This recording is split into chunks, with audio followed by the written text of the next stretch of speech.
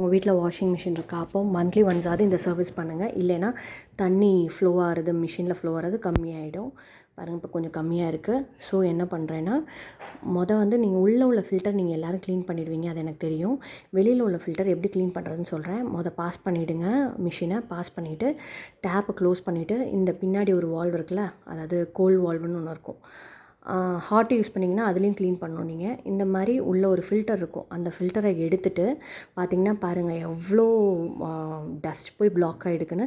அது tooth brush வச்சோ இல்லை ஏதாவது ஒரு ப்ரஷ் வச்சோ நல்லா க்ளீன் வாட்டரில் வாஷ் பண்ணிவிட்டு மறுபடியும் அதை ஃபிக்ஸ் பண்ணி லாக் பண்ணிவிட்டு ஆன் பண்ணிங்கன்னா சூப்பராக ஃப்ளோ ஆகும் வாட்ரு. இது ஐயோ மிஷின் ரிப்பேருன்னு நீங்கள் சர்வீஸ்லாம் கூப்பிட வேணாம். சர்வீஸ் கூப்பிட்டாலும் அவங்க இதை தான் பண்ணுவாங்க.